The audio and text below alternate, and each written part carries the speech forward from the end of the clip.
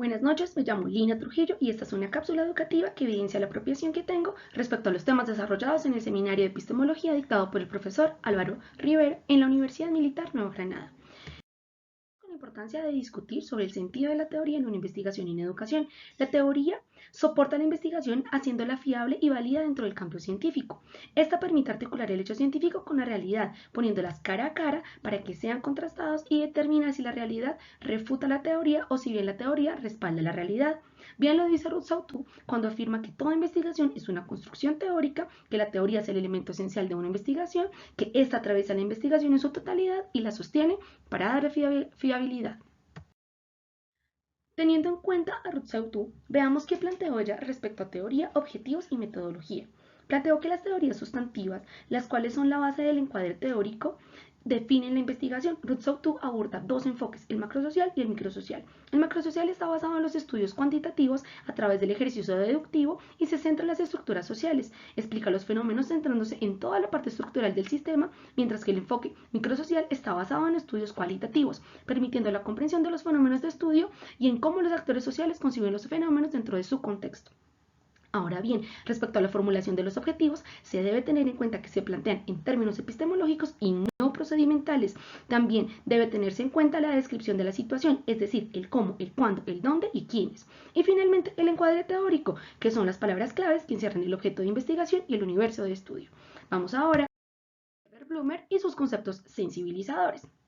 Primero establezcamos cómo surge un concepto, pues este surge de la reflexión de ciertas experiencias que a simple percepciones son tangibles. La finalidad del concepto es abrir un campo visual en el que se logre ver otras relaciones presentes en él o los hechos empíricos y así logra fortalecer la problematización para ofrecer resultados. En ciencias sociales, los conceptos sensibilizadores facilitan los estudios y las investigaciones de carácter cualitativo. Estos conceptos sensibilizadores funcionan como el timón de un carro, direccionando la atención sobre aquello que debe observarse, así permiten establecer nuevas relaciones con los hechos empíricos a través de dicha sensibilización. Cada concepto se configura de manera distinta según el caso empírico. Es importante que se le dé un uso adecuado a los conceptos, por eso se debe evitar aislarlos de la experiencia y tratar de intuir su contenido implícito. Vamos Semmelman, respecto al pensar teórico y el pensar epistémico. Estas son las diferencias notables entre pensar teórico y pensar epistémico. El pensar teórico se caracteriza porque tiene contenidos, su discurso es predicativo, hace afirmaciones sobre lo real. Su contenido es organizado y la construcción de sus proposiciones es muy precisa, mientras que el pensar epistémico no tiene contenido. Es considerado preteórico, lo que hace complicado de entender, pues es natural. Dentro de este es tendencia a ponerle nombre a las cosas, pero aunque no tengan nombre, no significa que sean innombrables. Ahora con algo muy importante, cómo se articula la teoría en las diferentes etapas de una investigación. Respecto al problema, marco teórico, metodología y resultados. Recordemos que la teoría abarca toda la investigación y la atraviesa para darle validez y fiabilidad. En el planteamiento del problema, la teoría permite que uno la relacione con lo que percibe para llegar a la problematización. En el marco teórico, la teoría es la base, pues se observa a través de la teoría para problematizar. En la metodología, bueno, hay variaciones dependiendo del paradigma. En los resultados se articula con el marco teórico y los grandes campos de saber ya existentes. Vamos a ver qué elementos se deben tener en cuenta para la elaboración del estado del arte. Primero tengamos en cuenta que el estado del arte revisa un rango de investigación basándose en un rango de tiempo cercano a la realidad entre los últimos 8 y 10 años como máximo. El estado de arte se encuentra en las revistas científicas, esto con la finalidad de mostrar el estado de un conocimiento en un tema en general.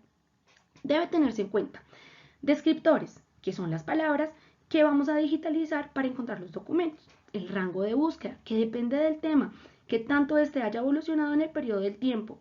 Las fuentes de consultas, tenemos muchas, entre ellas Redalyc, Scopus, Google Académico. Los tipos de documentos.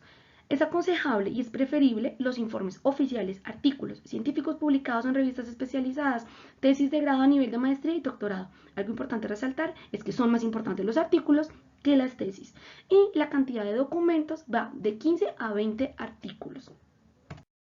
Veamos ahora qué elementos se deben tener en cuenta para la elaboración del marco teórico.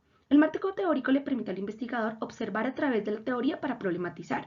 Este garantiza la cohesión de la investigación, pues avala el amarre entre los diferentes acápites. Los elementos importantes que se deben tener en cuenta para la elaboración del marco teórico son Establecer cuál es la teoría más pertinente para la investigación. Buscar textos base, es decir, fuentes primarias. El marco teórico debe estar madurado con autores fundantes y una trayectoria reconocida. Cuando se tengan los autores y las fuentes, se debe identificar la tesis de los argumentos y cada uno de ellos, pues esto será el punto de partida para la redacción, que se debe mantener en una línea totalmente descriptiva, evitando toda postura personal. El marco teórico se redacta en tercera persona, dando cuenta del pensamiento del autor respecto a una teoría en particular. La articulación entre las ideas del autor y la redacción deben articularse armoniosamente. Es importante resaltar que las citas no deben sobrepasar el 30% del documento. Además de eso, la situación de las fuentes debe hacerse bajo las normas APA y deben estar unificadas respecto a la forma en que se citarán. Ahora bien, ¿qué elementos se deben tener en cuenta para la elaboración del marco legal o normativo? Bueno, el marco legal o normativo hace referencia a todas aquellas políticas, leyes, decretos y resoluciones alrededor del tema investigado y deben relacionarse de acuerdo al nivel, sea este institucional, nacional, regional o mundial. Ahora bien, las normas que se vayan a utilizar para el proceso investigativo deben estar caracterizadas por la descripción de la misma para así llegar a entretejer la norma con el problema investigativo. Por lo anterior, es imperativo que la norma esté armoniosamente conectada con el marco teórico y toda la información empírica presente en la tesis. Muchas gracias.